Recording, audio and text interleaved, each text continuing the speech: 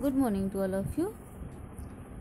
आज हम हमारी पाठ्य पुस्तक क्षितिज भाग 1 से चैप्टर 9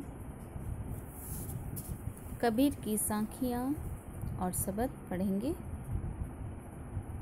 सबसे पहले हम कबीर जी का परिचय पढ़ते हैं।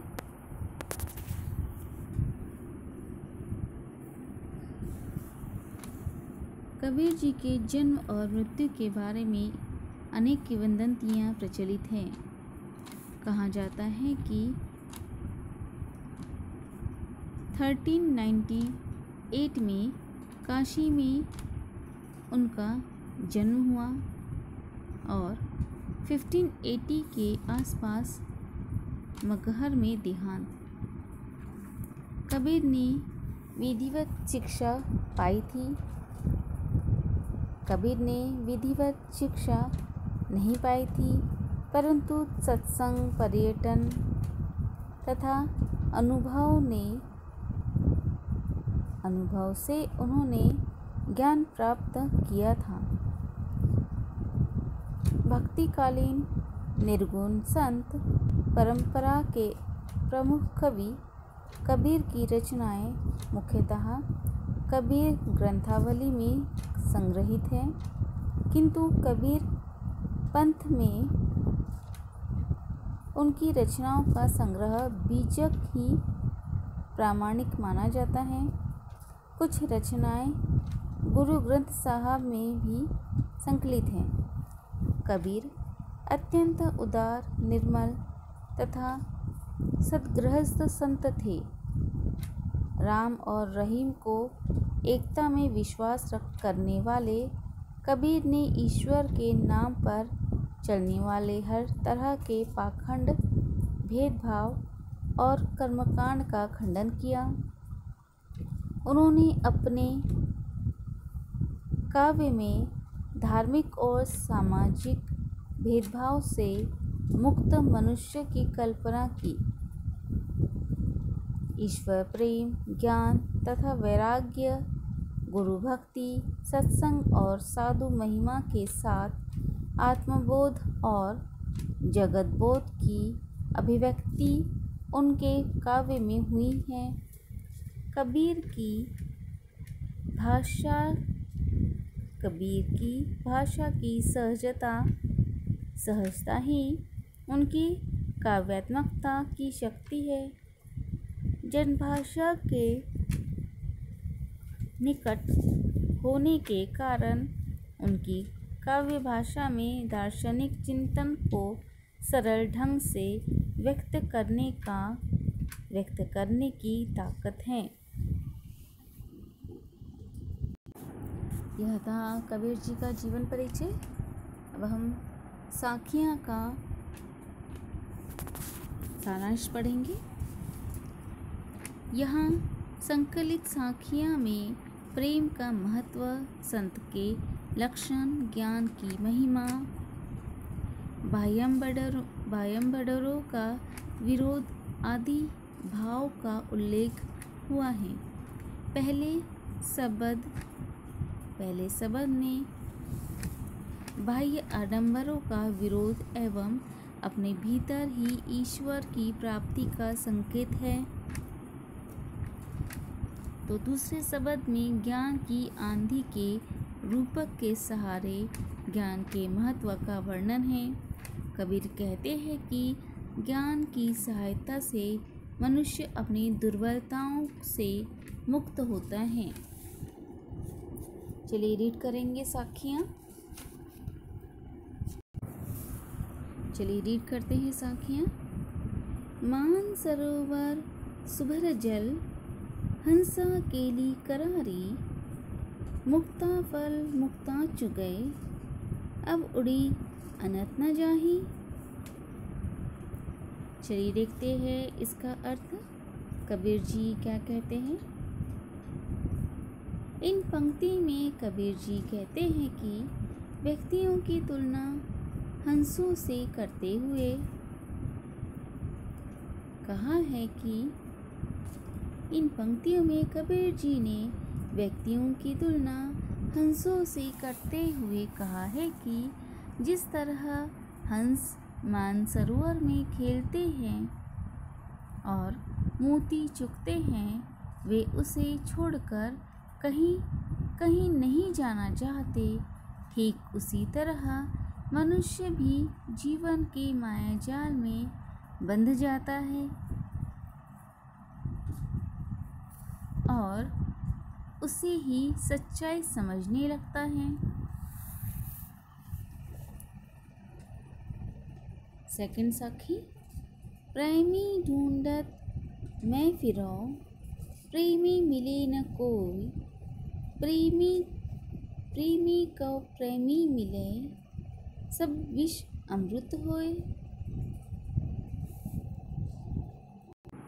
चलिए देखते हैं कबीर जी क्या कहते हैं। इन पंक्तियों में कबीरदास जी कहते हैं कि प्रेमी को ढूंढने से पाना मुश्किल होता है। यह कबीरदास जी ने प्रेमी ईश्वर को कहा है, जिसे प्रेमी रूपी भक्त सच्चे मन से ढूंढने की कोशिश करता है। कबीरदास जी कहते हैं, जब एक प्रेमी को दूसरा प्रेमी मिल जाता है तो संसार की सारी करवाहट अमृत में बदल जाती है। चलिए रीड करते हैं थर्ड साखी। हस्ती चढ़िए ज्ञान को सहज दुलीचा डारी, स्वान रूप संसार है भूखन दे झकमारी। चलिए देखते हैं इसका अर्थ। कबीरदास जी क्या कहते हैं। ज्ञान और ज्ञानी अगर हाथी पर चढ़कर भी आपके पास आता है तो उसके लिए गलीचा बिछाना चाहिए। हाथी चढ़कर आने से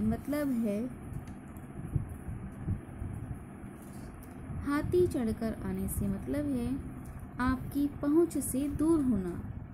अगर ऐसा व्यक्ति आपके पास आता है तो आप अपना समय बर्बाद मत कीजिए, बल्कि उससे जितना हो सके ज्ञान लेने की कोशिश कीजिए।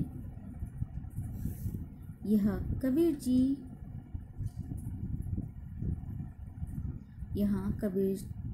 जी ने एक उदाहरण देकर समझाया है कि जब बाजार मोहल्ले में हाथी आता है तो कुत्ते सिर्फ भौंकते हैं, हाथी का कुछ नहीं बिगाड़ सकते।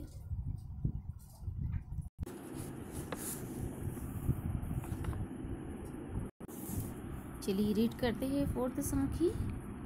पखा पखी के कारणे सब जग रहा भुलान, निरपख होई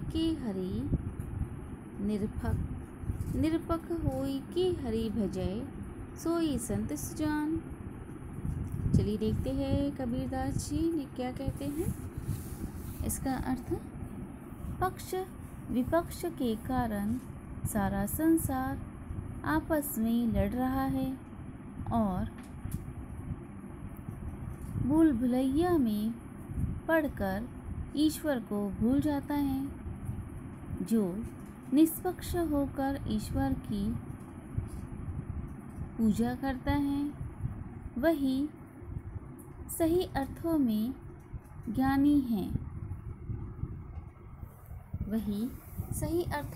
ज्ञानी कहलाता है।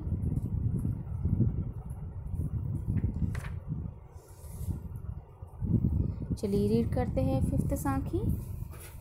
हिंदू मुआ राम कही, मुसलमान खुदाई, कहे कबीर सो जीवता, जो दुहू के निकट न जाए। चलिए देखते हैं इसका अर्थ। कबीरदास जी कहते हैं, हिंदू मुझे राम कहते हैं, और मुसलमान मुझे खुदा कहते हैं। सही अर्थ में वही जीता है जो इन दोनों से ऊपर मुझे ईश्वर समझता है, क्योंकि ईश्वर एक ही है। चलिए रीड करते हैं साखी। काबा फिरी काशी भया, राम ही भया रहीम। मोट चुन मैदा भया, बैठी कबीरा जीम।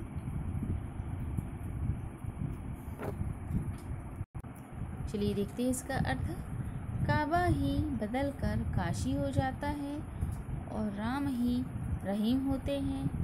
यह वैसे ही होता है जैसे आटे को पीसने से मैदा बन जाता है, जबकि दोनों गेहूं के ही रूप हैं।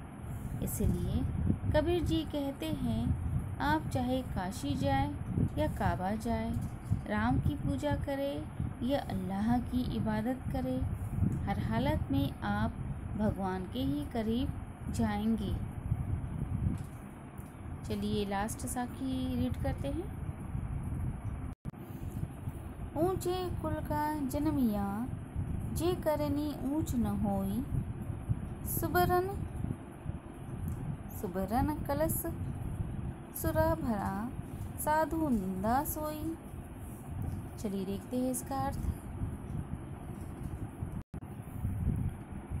कबीरदास जी कहते हैं, ऊंची जाति या ऊंचे कुल में जन्म लेने से कोई महान नहीं बनता। आपके कर्म अधिक मायने रखते हैं। आपके कर्मों से ही आपकी पहचान बनती है। यह वैसे ही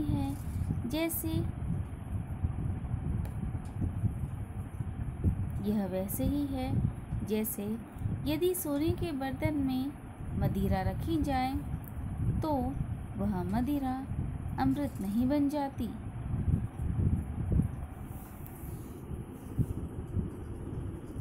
कल हम शब्द रीड करेंगे।